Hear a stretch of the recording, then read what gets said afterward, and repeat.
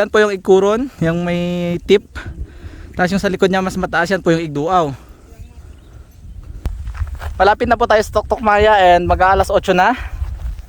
Mag-aalas 8 pa lang pero talagang medyo tirik ng araw, mainit po rito. Yan.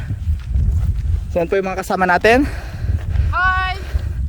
Ang makikita natin dito sa paligid, ayan po yung tuktok ng Mount Igkitkit.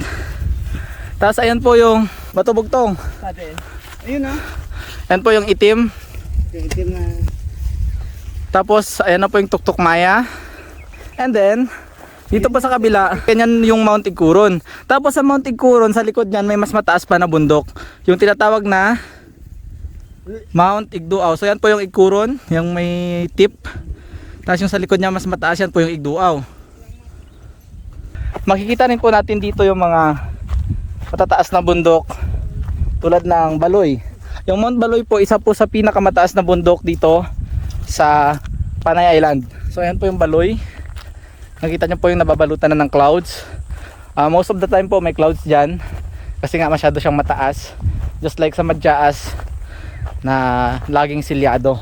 For now, didiretso na tayo maglalakad. See you later. Bye bye!